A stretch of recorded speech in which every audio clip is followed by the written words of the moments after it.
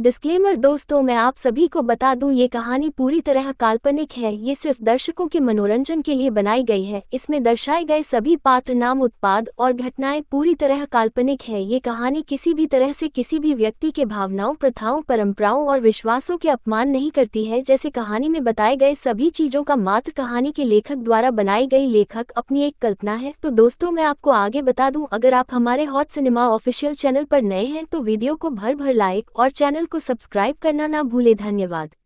Chapter 16 हत्यारा या रक्षक। छायामार्गी के रूप में विराज सक्सेना ने अपराध और अन्याय के खिलाफ जो लड़ाई शुरू की थी, वह अब शहर के कोने-कोने तक फैल चुकी थी। उसके हर कदम से अपराधियों के हौसले पस्त हो रहे थे, लेकिन इसके साथ ही एक सवाल उसकी आत्मा को कचोटने लगा। क्या मैं इस शहर को बचा रहा हूँ या इसे और बर्बाद कर रहा हूँ? शहर में बढ़ता खौफ। शहर में छायामार्गी की कहानियां चर्चा का विषय बन गई थी। गरीब और पीड़ित जनता उसे रक्षक मानती थी, जबकि अमीर और सत्ता के गलियारों में बैठे लोग उसे एक खतरे के रूप में देखते थे। वह कानून के ऊपर खुद को समझता है। यह अराजकता है, एक प्रभावशाली राजनेता ने कहा। लेकिन विराज के लिए यह सब मायने नहीं रखता था। वह जानता था कि जो लोग उसकी आलोचना कर रहे हैं, उनमें से कई खुद अपराधियों के साथ मिले हुए हैं। एक और मिशन। उस रात छायामार्गी ने एक खुफिया जानकारी के आधार पर शहर के बाहरी इलाके में स्थित एक पुराने गोदाम पर धावा बोला। वहां एक गिरोह मासूम लड़कियों को तस्करी के लिए इकट्ठा कर रहा था। यह लोग इंसानियत के नाम पर धब्बा हैं, विराज ने मन ही मन कहा। अंधेरे में छिपते हुए उसने एक-एक करके अपराधियों को बेअसर करना शुरू किया। उसकी गति और चालें इतनी सटीक थी कि गिरोह के सदस्य यह समझ ही नहीं पाए कि हमला कहां से हो रहा है। टकराव का चरम। अचानक गिरोह का मुखिया, जो कि एक खतरनाक अपराधी था, बंदूक लेकर सामने आया। छायामार्गी, तूने बहुत नुकसान किया है। आज तेरी मौत तय है, विराज ने उसकी ओर बढ़ते हुए कहा। यह तुम्हारा अंत है। तुम्हारी तरह के लोग इस शहर के लिए जहर हैं। दोनों के बीच भयंकर लड़ाई हुई। अंत में छायामार्गी ने उसे परास्त कर दिया। लेकिन जैसे ही वह उसे पुलिस के हवाले करने की सोच रहा था, अपराधी ने छुपी हुई बंदूक निकाल ली और विराज पर निशाना साधा। खुद को बचाने के लिए विराज ने तुरंत प्रतिक्रिया दी। उसकी मार इतनी जोरदार थी कि अपराधी की जान चली गई। एक नई उलझन। गोदाम में छाई खामोशी के बीच विराज ने उस अपराधी के शरीर को देखा। उसकी सांसें भारी हो रही थी। क्या मैंने सही किया? यह सवाल उसके मन में गूंजने लगा। उसने अब तक कई अपराधियों को हराया था, लेकिन यह पहली बार था जब किसी की जान उसके हाथों से गई थी। अखबारों की सुर्खियां। अगली सुबह शहर के अखबारों ने इसे बड़ा मुद्दा बना दिया। छायामार्गी, रक्षक या हत्यारा। क्या कानून से बाहर खड़ा यह नकाबपोश अब अपनी हदें पार कर रहा है? विराज के लिए यह खबरें एक और झटका थी।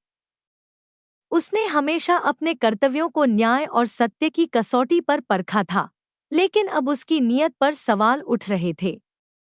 आत्मा का संघर्ष। विराज ने अपने दोस्त और सलाहकार राहुल से बात की। राहुल, क्या मैं सही कर रहा हूँ?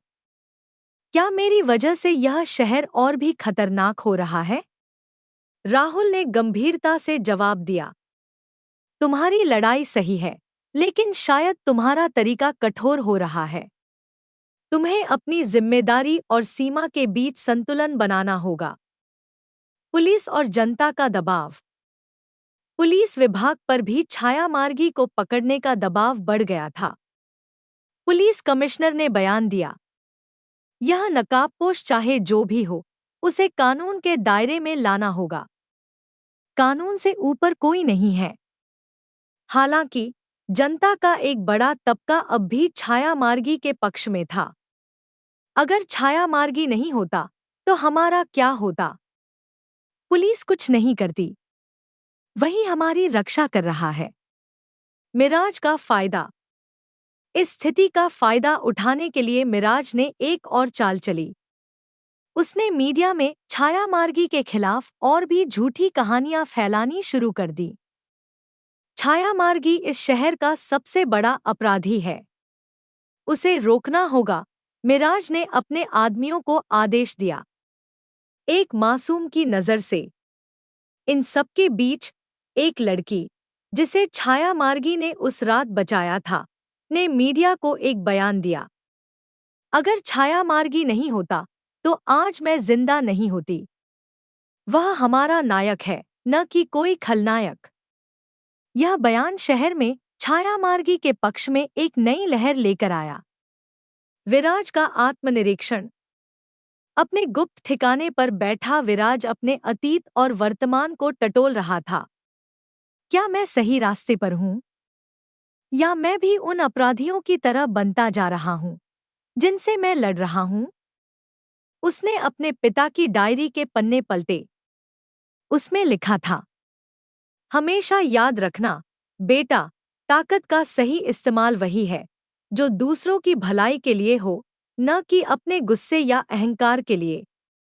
यह पंक्तियां विराज के लिए एक नई प्रेरणा बन गईं। विराज ने तय किया कि वह अपने काम को और अधिक जिम्मेदारी और विवेक के साथ करेगा। उसने यह भी समझा कि अपराध को खत्म करने के लिए केवल लड़ाई ही काफी नहीं है, लोगों के दिलों में उम्मीद और विश्वास जगाना भी जरूरी है। मैं छाया मार्गी हूँ, लेकिन मैं इस शहर का शत्रु नहीं, उसका रक्षक हूँ, उसने खुद से कहा। लेकिन क्या वह अपने दुश्मनों के जाल और समाज के सवालों का सामना कर पाएगा? यह तो समय ही बताएगा। जानने के लिए ओनली ऑन यूट्यूब चैनल पर ये कहानियाँ हॉट सिनेमा अधिकारी द्वारा लिखित और कॉपीराइट की गई है। कोई भी कहानियाँ की नकल नहीं कर सकता। तो दोस्तों, आगे क्या होने वाला है ये जानने के लिए कहानी सुनते रहिए और केवल हॉट सिनेमा ऑफिशियल में यदि आप नए एपिसोड पर अधिक अपडेट चाहते हैं तो हमारे टेलीग्राम चैनल को सब्सक्राइब करें, जिसमें हमारा डिस्क्रिप्शन में दिया गया है।